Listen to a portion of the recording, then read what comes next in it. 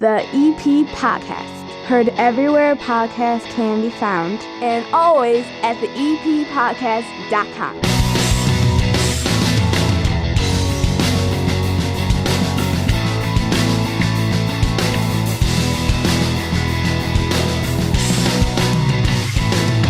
The EP Podcast brought to you by the First National Bank of Evergreen Park. Your child's bright financial future starts with learning good money habits early in life.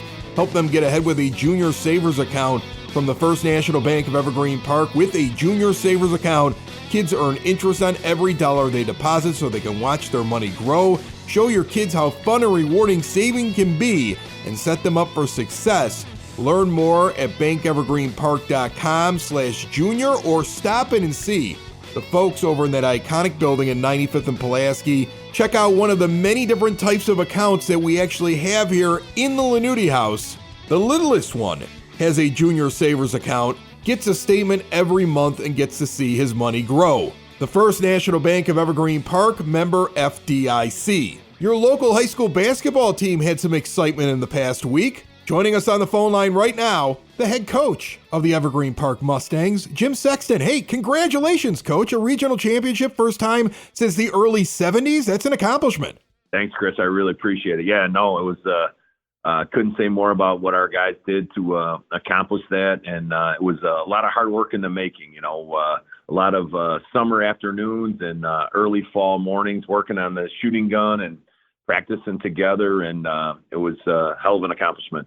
I thought one of the most interesting things about that entire tournament was that the four teams that were hosting a regional or were the highest seed in that region all advanced. And then in the sectional, it was the two higher seeds that made it to the sectional championship, and then the number one seed won the whole thing. Like, they actually got the seeding, I guess, for lack of a better term, they got it right. Yeah, no, I guess if you're into sports gambling, they would call it chalk, right? They had all the top seeds 100% right on, and it doesn't happen every year. There's upsets every year, whether it be IHSA or March Madness, which we're upon here for college coming up pretty soon. But definitely, no, they had the seedings 100%, and unfortunately, we ran into a buzzsaw in Thornton, and they were just a tougher team, and they had a lot of size and speed that we just weren't able to match up with. But beating Hillcrest for that regional championship was huge, and it was a great celebration. Like you said, the first time since 1974. I think anytime you're cutting down nets, that's a cool thing. Was that fun for those guys? What's that like getting up there? I mean, you've done it before, but are you giving them advice like, hey, make sure you get a good piece of the net? Yeah, no, it was actually funny because obviously you can't say, hey, let's prepare for cutting down the nets, but like you said, I've cut down nets before. Trey Dowdle, our senior, who had a huge game in the regional championship and had 32 against Hillcrest to help us win that the regional. We're probably the only two, I believe, on the team, and some of our assistant coaches that had ever cut down a net, whether it be a regional or a conference or a sectional championship. So we kind of joked that Trey had to go first, even though he probably should have went last. He had to go first because he was the only player that knew how to cut down a net. So it was an awesome experience, though, for the guys. And they really are not only our fans, but the players especially enjoyed it. And it was a really cool experience. What's this team look like next year? Do you have a lot of seniors leaving? Are we building towards something even bigger next season? We have a lot of seniors leaving, and a lot of times that's kind of a negative thing. But yeah, we lose 10 seniors, I believe. But we also returned two starting guards, Keyshawn Baval and Lonnie Mosley. Lonnie's a 2-year starter, or actually will be a 3-year starter next year. And Keyshawn had his first year at Evergreen as a junior. So starting backcourt will be back. And then we've also got our JV level and our freshman levels really did well over the year and progressed. So, yeah, we've got some size coming back. And I think it may not be the same 22-11 regional championship, but we're hoping to continue to develop that and stay on the same path. I don't think there should be much of a drop-off at all. Really, really exciting stuff. I was so excited when I saw that you guys had won the regional. And then when I saw how long it had been, I didn't realize how long it had been for Evergreen Park High School since they had won a regional, to be able to do it on your home court. Just great stuff. What do you have going on in the off season now? Right now, we're actually we have a ton of as we continue to do a lot of great things at Evergreen Park. We're rehabbing all of the locker rooms at certain levels of the school, so we may not have a ton of access at the school to continue our off-season program. A little bit in the spring, but during the summer, they're going to be doing a lot of renovations on locker rooms and continuing to do all the great things we've done at the school to just update everything at the school, which is awesome. And the positive thing is we were able to go over to the sports complex and practice and run our summer camps over there. We'll have our youth summer camps over there as well as our high school summer camps to get ready for next year, and obviously have our shoot arounds and our weight training sessions as well to get prepared for the varsity season coming back up, but also have our youth camps over there as well. So it's kind of nice to be able to have both locations to go back and forth from. Do you like the break of working with the little kids at these camps? Oh, love it. It's, I feel like, and this, like we've started when we were playing years and years ago, you probably didn't start playing basketball till you were in 4th or 5th, maybe 6th grade, to get your first taste of playing. You might be playing in the backyard or playing 3-on-3 with kids in the neighborhood. But I feel like nowadays we start kids playing basketball earlier and earlier. Like we run a youth program through the recreation department tied in with Evergreen High School. We start players at 5, 6 years old, 7, 8 years old, playing on smaller baskets with smaller balls. And it's awesome though, because the kids get in there and they get an opportunity to, test everything out as far as any athletic opportunity they have, or whether it be piano or whatever, thing that they want to get into. But obviously with basketball being our big thing is, getting kids a chance to learn at a young age and, just learn how fun it is and play with other players in the area. But yeah, it's great. I mean, and then when they get into the competitive age where there's referees and there's scoreboards and, it's awesome. And I think the kids get an opportunity to learn at a young age, how to win and lose. And also, like I said, to make good friends and good teammates at a young age. Yeah, I know. I think when we were younger, I don't know if it was different for you, but I don't think I was on a grammar school basketball team till I was in the 6th grade. And to watch how early they get to start playing now, who knows? Maybe I would have been better. Probably not. I was a terrible basketball player. Hey, no, it might have made a big difference in your career. No, I think being 5'10" was the difference in my career. So, listen, look, again, great job on the regional. And, looking forward to seeing what happens next year. Having an experienced, talented backcourt come back and bring a young group that performed well at the lower levels at the JV and at the freshman levels. That tells me that we're going to see some excitement next year with the Evergreen Park Mustangs. And you get the offseason now focusing on over at that athletic center as well at around 91st in California. I see you got pickleball over there and a bunch of other programs. You're going to be busy. Oh, no doubt. Yeah, no, it's we'll definitely miss our seniors. I mean, it was an unbelievable senior class, and obviously one is super special in my heart. My son Nolan. It was great to have 4 years with him and all of his buddies that he grew up with. And like I said, it was an awesome senior class. But as in athletics, time moves on, and we're on to the next year after a great celebrating. We have one more team meal tomorrow night to celebrate these guys and the regional championship and then the 22 wins. But then, the season moves on and we're on to the next group. And like I said, I think we've got a lot of talent in the pipeline, and I think we'll do a great job. And obviously over at the Evergreen Park Sports Complex, it's a great facility to have.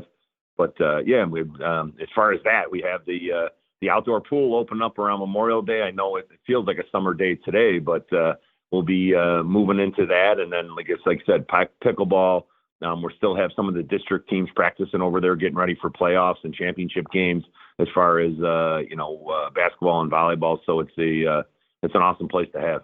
Jim Sexton, he's the head coach of the Evergreen Park Mustangs basketball team. They won a regional championship, first time since the early 70s. Quite an accomplishment, and even more excitement, I'm sure, for that program in the years to come. Thanks so much, Coach. Thanks, Chris. I really appreciate it. Building relationships, supporting the community, and service. These are the things that Country Financial stands for. They're more than just an office you may pass by as you drive through Evergreen Park. They're neighbors who lend a helping hand and support the fabric of your community, including charitable organizations, sports, financial education, and civic organizations. And since Country is already your neighbor, they want to get together and chat. Call your local Country financial representative, Mike Thauer, today at 708-425-1559 to talk about the things that are important to you and how he can help you protect them.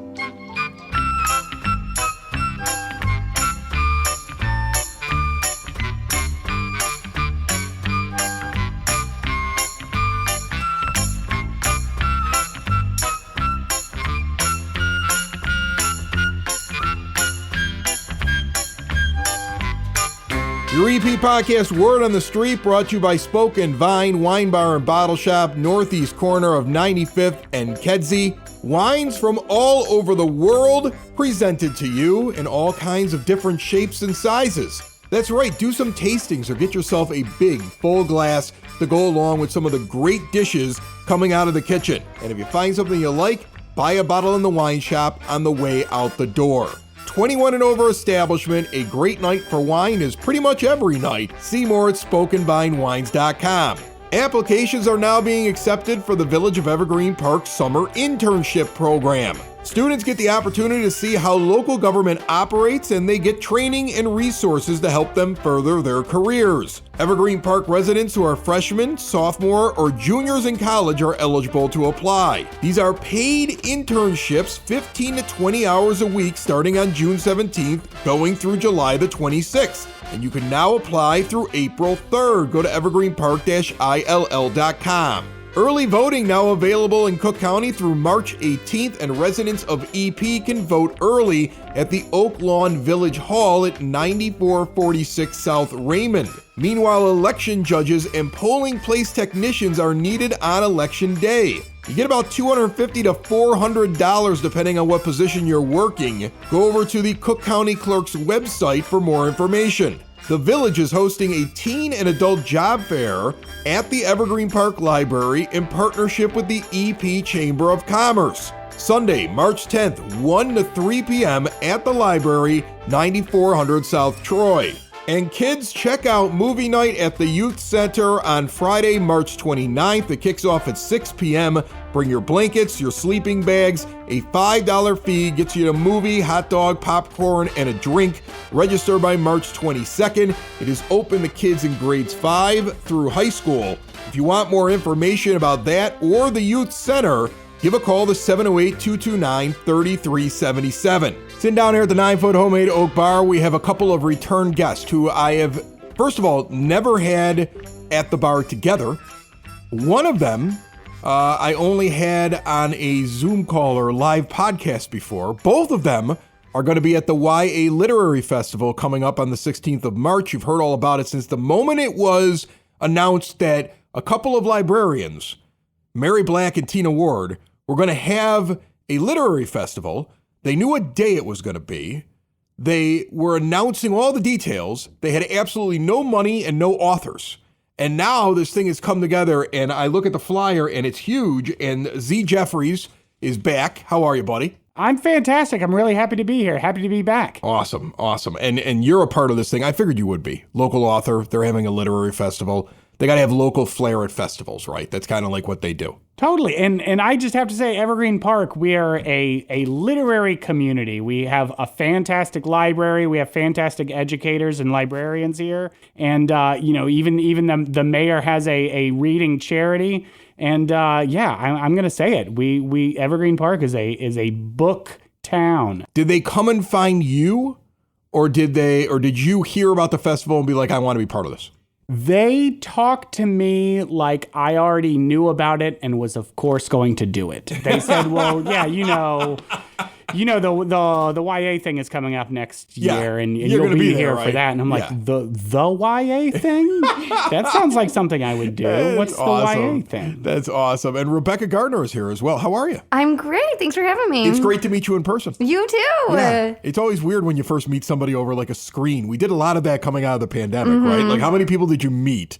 and then like later you met them and you're like, oh, you're taller than I thought, or shorter than I thought, or somehow like the video didn't do you justice, right? Yeah, exactly. So it's good to have you down here as well. Thank you. And when I talk to you, now you're in Oak Lawn, right? That's where correct, you live yes. as well. So another local author. You're going to be part of this as well on the 16th.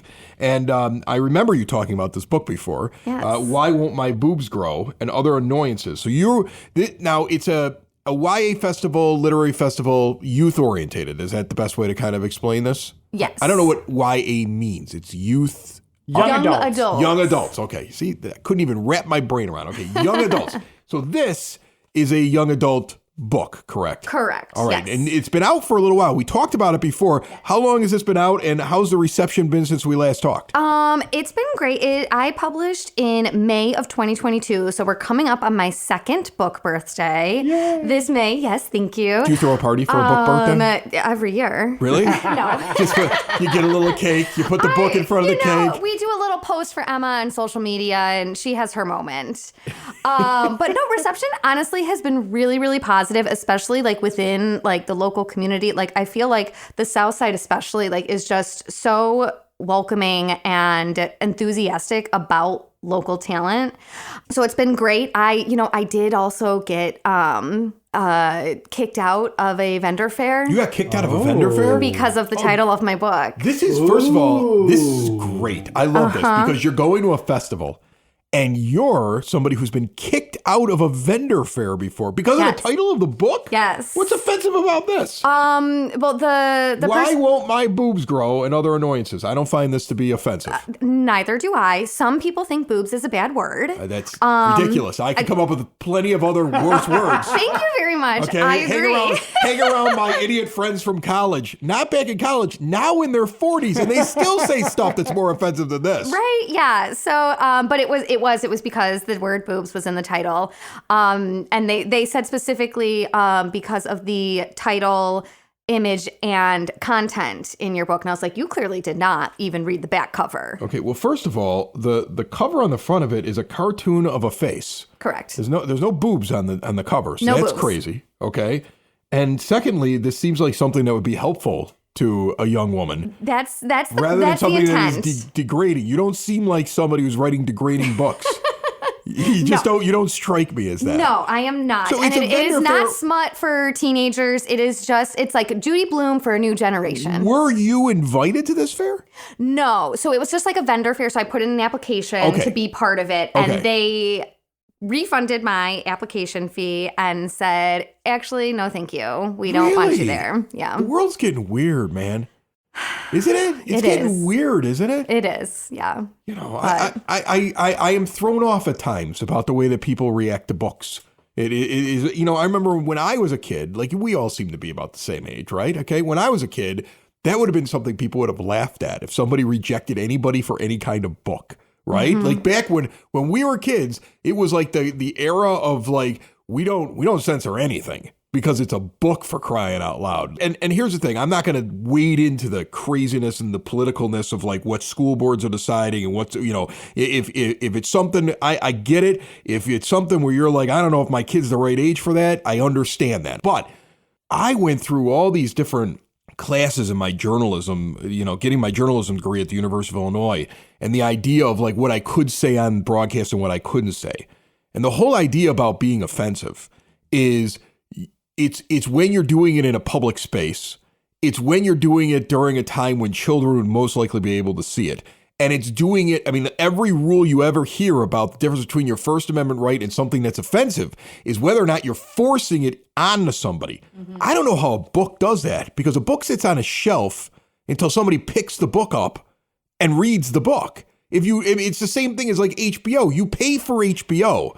If you don't like what HBO has on it, don't pay for it. That's why they're able to put whatever they want to on there. And it's the same reason why I don't understand why anybody could be mad about a book with a cover like this. That's crazy. Thank you. I agree. You got me whipped up. Did you see that? You know what? And I appreciate it. Yeah. I appreciate it. The internet got pretty upset about it as well. I had a lot of people rallying behind me. That must make you feel good. It did. You know what? It was very validating, honestly. Yes. That's awesome. So thank Very you. Cool. Well, All right. people love good. the book. Z's here. I've been talking to you so much. I didn't even talk to No, him. I want to say people absolutely love this book. Oh, thank you. There are people that come up to her. I was next to her at an event in Oak Lawn, and girls coming up and picking up the book. Someone saying, "I've already read the book." It's hitting the target. People young ladies that need to hear this thing and need to understand that they're not alone in these thoughts and feelings, and when it's not cool to talk about, or you feel like you're going through something alone. And I think it's great that this book exists. Thank you so much. That's so kind. And I hear that there's this amazing sequel in the works as well. You're making a sequel. There is. What's growing now? I'm sorry? What's growing now that we're worried about? Nothing is growing. There is a sequel, though. It's coming out this fall. No boobs in the title this time, unfortunately. The title of the sequel is Dear Boyfriend and Other High School Dilemmas. Okay. I wouldn't understand it just as much as I don't understand conversations with my teenage daughter.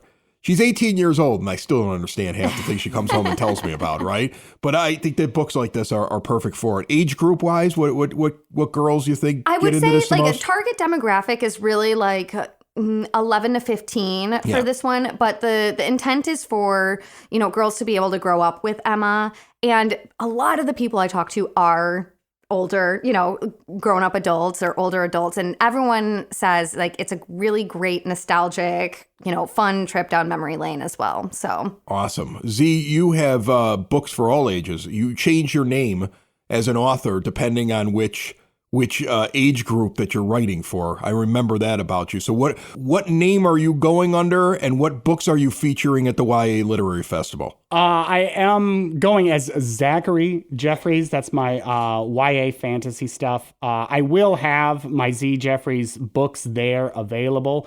I want to say every single kid that goes there, go ahead and pre-register. Everyone 12 to 18 that goes there is going to get a bag of book swag, and that includes a little ticket that you're going to turn in for a book of your choice. Are these your books? Are your books part of the book of your choice thing? Absolutely. Yes, absolutely they are. All right. And you'll be able to go to a talk, a panel conversation, and ask questions about the inspiration or the writing process or what kind of books the writers like to read. Afterwards, you're going to be able to get your books signed. And I'm sure you have this too. My favorite stories are the parents who are reading them, buddy reading with teens. Yes. And I have some books that are like that. And I have Angel of Fate takes place. The main characters are 17 and they're in high school and they're dealing with high school things. It's not one of those YA books where no one has any teenage responsibilities and everyone's running free in Portland with vampires. These are kids with real lives and things, and there are conversations that can come up that it might be a little easier for a mom or a dad to talk to a teen about because they're reading the same book together, because they're like, oh, this character is worried about what their friends think about their relationship. And that could be a very easy way of having a conversation. Yeah. And you have a lot of important stuff about growing up in your books, and I imagine that's really helpful. Absolutely. That's just what I was going to point out here. I've talked to you a couple of times. Rebecca, this is the second time I've talked to you. A lot of authors sit there and they say, okay, I have a story to tell. They tell a story, right? However the story goes, a lot of authors will write for themselves. It feels like you guys are writing specifically for young adults and trying to address things, or at least get them to think about things that they're dealing with at that age. Because Absolutely. that is a very up and down, crazy, topsy-turvy age. Yeah, it's tough. Absolutely. Yeah. Yeah. And it's probably perfect too. I mean, let's think about it. I say it all the time. I'm like a broken record. I had a kid that entered high school when the pandemic had hit. Okay, so she basically walked into her first year of school under lockdown and had to get used to a brand new school and high school at the beginning that way. And then the other one was only 2 years behind. He finished off his time and then entered high school pretty much normal. And you could see the difference. Yeah. Just in that little, they all took a hit depending on what age they were in, but some age groups, it was at the absolute worst time for it. And so it's good to have these kind of things for them. Yeah, absolutely. Yeah, exactly. Yeah. They're developing all these kind of social skills. They're being thrown into a different social circle than they were just in, meeting new people, all these kind of things. And that's why I just think that reading is so important, and showing kids that you're in a family of readers. People who read, they make more money when they grow up. They have more emotional intelligence and have more meaningful relationships. Probably win more arguments with people. Absolutely. Oh my gosh. And you get critical thinking skills. You're able to decipher, the good stuff from the BS that you read online and things like that. And I want to say, for everyone out there that maybe has a kid that they're worried that they're reading too many comic books or playing too many video games, there's a great way of getting them into books, because we have an author at this event, at the Everread event. He's going to give a talk about writing comics. That turned out to be his career. If you're tired of a kid playing video games all day, you can listen to this guy talk about writing video games. He turned that into a very lucrative career. So I know sometimes it can feel like, not connecting with a kid because of their interests, but a lot of times these interests can turn into careers, can turn into a life calling, and maybe you can lean into it. Maybe you can use books or an opportunity like this to talk to a writer like this and see what kind of future there is in that. Now, there's author panels, writing workshops, book signings. It's free, of course, the Everread YA Literary Festival on March 16th, kicking off at 10:30 in the morning, going until 3:30 in the afternoon. And the first 150 teens that register online get a free book coupon and a tote, as you mentioned earlier. But what will each of you be doing? Are you guys doing signings only? Are either one of you on a panel? What are you doing, Zach? I believe we're both doing panels and signings. Yep. I think we're doing a panel together. I think maybe. so. Yeah. And then we'll be doing signings afterwards. And I believe there's an opening ceremonies where you can see me stand awkwardly in front of a bunch of high schoolers. Ooh, can't like wait. I did in the 90s. That's awesome. That's exactly what you want to do on a Saturday, for sure. For sure. So, let's talk about a panel before I let you get out of here. I've been to different conferences before, and I've seen panels. I've been on a panel or two before. I would imagine both of you have done it. I always feel like when I'm doing them that I know what I want to talk about, but I really want to get to the question and answer as quickly as possible, because I don't like listening to myself talk about myself. I get up there and all these people are sitting there in a room and they're watching me, and it's like, great. Can we get to what you guys want to talk about? Because I don't know if you are enjoying this or not. That's how I always feel on those. Yeah, I feel pretty similarly. I mean, don't get me wrong, I can talk about myself all day. You want to hear stories, you want to know all the details, I can give you the tea. But once I kind of start rambling, then I'm like, oh no, I'm losing people. They're not interested anymore. And then I try and scramble to wrap up. But the question and answer, absolutely. A little easier when you have two people too, right? I think there's a few people on the panel.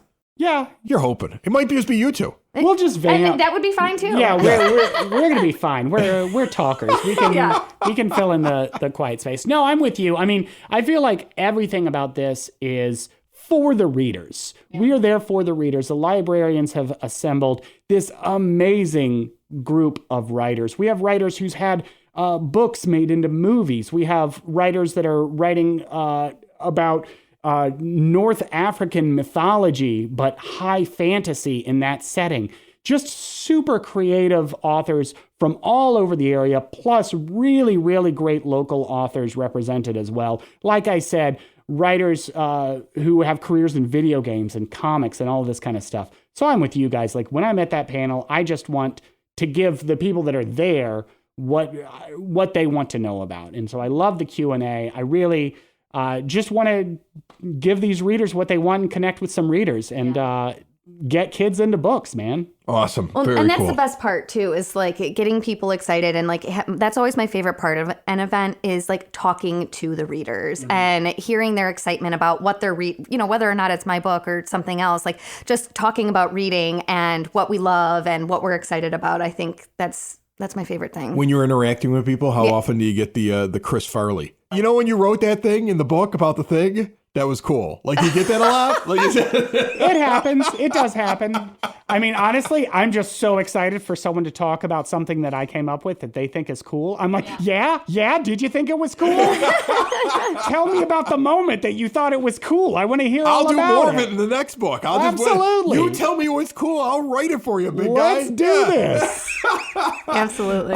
Zachary Jeffries, again, always wonderful having you down here. Rebecca Gardner, wonderful to have you finally down here in person. Again, everybody, the Ever Read YA Literary Festival is going to be at Evergreen Park Community High School on March 16th, St. Patrick's Day Eve, 10:30 in the morning until 3:30 in the afternoon with author panels, writing workshops, book signings. Remember, it's free admission, and the first 150 teens to register online are getting a free book coupon where you can pick up one of the books that we just talked about, and a tote as well, and just a mess of authors at this thing. I'm excited about it because I got to witness the idea and then watch as this went along, and Mary Black and Tina Ward, the librarians that put this thing together, talking to them, interacting with them here on the EP podcast a couple of times as they went through this process. I'm excited for them. You know what I'm saying? Like, to me, I think it's cool. There's this massive festival happening in Evergreen here in a couple of weeks. And I'm excited that they got to where they got to their goal.